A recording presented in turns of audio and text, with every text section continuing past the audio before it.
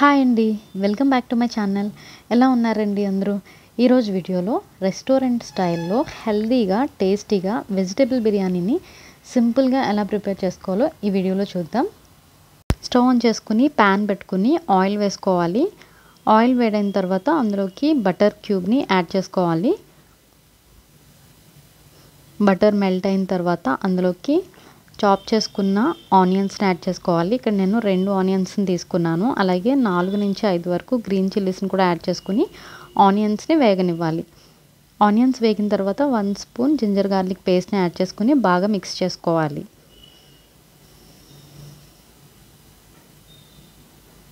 ఇప్పుడు మనం వెజిటేబుల్స్ని యాడ్ చేసుకోవాలి. ఫస్ట్ అయితే క్యారెట్ని యాడ్ చేస్తున్నాను. 2 క్యారెట్స్ని తీసుకున్నాను. నెక్స్ట్ వచ్చేసి కాలీఫ్లవర్ని యాడ్ చేసుకోవాలి. ఇక్కడ నేను కంప్లీట్గా 1 కాలీఫ్లవర్ని తీసుకున్నాను. కాలీఫ్లవర్ని మనం కట్ చేసినప్పుడు సాల్ట్ వాటర్లో వేసి కొద్దిసేపు ఉంచడం వల్ల ఇందులో ఏదైనా వామ్స్ ఉంటే బయటకు వచ్చేస్తాయి. నెక్స్ట్ క్యాప్సికమ్ యాడ్ చేసుకోవాలి. 2 క్యాప్సికమ్ కట్ చేసుకుని వేస్తున్నాను. వీటన్నిటిని బాగా మిక్స్ చేసుకున్న తర్వాత అందులోకి పొటాటోస్ని యాడ్ చేసుకోవాలి. ఇలా ఈ సైజులో కట్ చేసుకుంటే పొటాటోస్ బాగుంటాయి. 2 పొటాటోస్ని యాడ్ చేస్తున్నాను. తర్వాత 1 కప్ వరకు చాప్ చేసుకున్న క్యాబేజ్ని యాడ్ చేస్తున్నాను.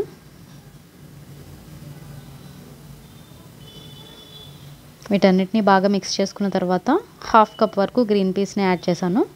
వీటన్నిటిని బాగా మిక్స్ చేసుకుని టొమాటో ప్యూరీని యాడ్ చేసుకోవాలి. టొమాటో ప్యూరీ కోసం నేను 4 టొమాటోస్ని యూజ్ చేశాను. టొమాటో ప్యూరీ వెజిటేబుల్స్ అన్నిటికీ బాగా పట్టే విధంగా బాగా మిక్స్ చేసుకోవాలి. తర్వాత అందులోకి చాప్ చేసుకున్న కొరియాండర్ని, కర్రీ లీఫ్ని కూడా యాడ్ చేసుకోవాలి.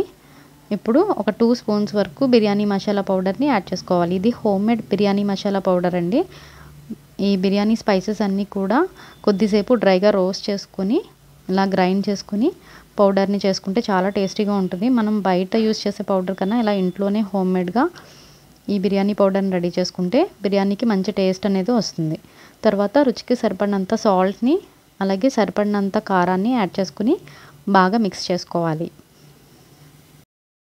కొద్దిసేపు వీటన్నిటిని బాగా కలుపుకోవాలి. తర్వాత అందులోకి కర్డ్ని యాడ్ చేసుకోవాలి. ఇక్కడ నేను 4 స్పూన్స్ వరకు కర్డ్ని యాడ్ చేస్తున్నాను. ఇలా కర్డ్ని యాడ్ చేయడం వల్ల టేస్ట్ అనేది చాలా బాగుంటుంది.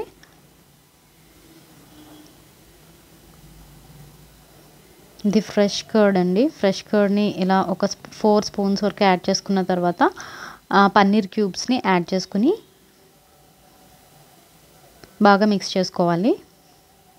బాగా మిక్స్ చేసుకుని కొద్దిసేపు ఈ కర్రీని ఉడికించుకోవాలి.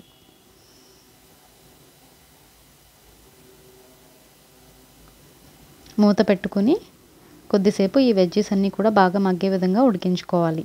ఇప్పుడు మరొక ప్యాన్ పెట్టుకొని నెయ్యిని యాడ్ చేసుకోవాలి. అలాగే ఆయిల్ని యాడ్ చేసుకోవాలి. ఇక్కడ ఆయిల్ అండ్ గీ 2 కూడా ఈక్వల్ అమౌంట్స్లో నేను యాడ్ చేశాను. తర్వాత క్యాష్యూ నట్స్ వేసుకొని కలర్ చేంజ్ అయ్యేంత వరకు ఫ్రై చేసుకుని ఒక ప్లేట్లోకి తీసుకుని పక్కన పెట్టేసుకోవాలి. తర్వాత బిర్యానీ స్పైసెస్ యాడ్ చేసుకోవాలి. ఇక్కడ నేను biryani leaf, kasuri methi, ginger garlic paste అలాగే బిర్యానీ మసాలా పౌడర్ని యాడ్ చేసుకుని బాగా ఫ్రై చేశాను. ఇలా ఫ్రై చేసిన తర్వాత రైస్ని యాడ్ చేసుకోవాలి. రైస్ని కూడా యాడ్ చేసుకున్న తర్వాత బాగా మిక్స్ చేసుకోవాలి.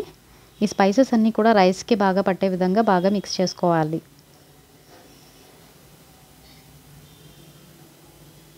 ఇక్కడ నేను బాస్మతి రైస్ని తీసుకున్నాను.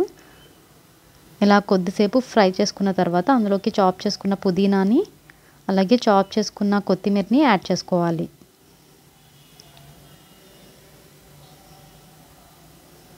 ఒకసారి అన్నీ బాగా కలిసే విధంగా బాగా మిక్స్ చేసుకోవాలి.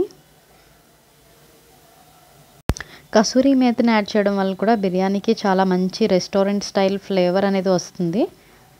ఇలా ఇవన్నీ యాడ్ చేసుకుని బాగా ఈ రైస్కి పట్టే విధంగా కొద్దిసేపు రైస్ని ఫ్రై చేసుకోవాలి. తర్వాత సరిపడినంత వాటర్ని యాడ్ చేసుకోవాలి. కప్ రైస్ తీసుకుంటే 1.5 కప్ వాటర్ని యాడ్ చేసుకోవాలి. ఆ రేషియోలో వాటర్ని యాడ్ చేసుకుని బాగా మిక్స్ చేసుకోవాలి. మిక్స్ చేసుకుని రుచికి సరిపడినంత సాల్ట్ని ఇప్పుడే మనం యాడ్ చేసేసుకోవాలి. ఫ్లేమ్ని మీడియం టు హైలో అడ్జస్ట్ చేసుకుని 80 to 90% రైస్ని కుక్ చేసేసుకోవాలి. ఒక పక్కన కర్రీ కూడా రెడీ అయిపోయింది. ఇలా 80 to 90% రైస్ కుక్ అయిన తర్వాత మనం ఆల్రెడీ కుక్ చేసుకుని పెట్టుకున్న కర్రీని ఈ రైస్ పైన స్ప్రెడ్ చేసుకోవాలి. ఇలా స్ప్రెడ్ చేసుకుని దానిపైన చాప్ చేసుకున్న కొరియాండర్ లీవ్స్ కూడా యాడ్ చేసుకుని మరొక 20 minutes లో ఫ్లేమ్లో ఉడికించుకోవాలి. మూత పెట్టుకుని ఉడికించుకోవాలి. అలా ఉడికిపోయిన తర్వాత స్టవ్ ఆఫ్ చేసేసుకుని మరొక 20 minutes అలా వదిలేస్తే ఎంతో రుచికరమైన వెజిటేబుల్ బిర్యానీ రెడీ అయిపోతుంది. టేస్ట్ అయితే రెస్టారెంట్ స్టైల్లో వస్తుంది. చాలా బాగుంటుంది.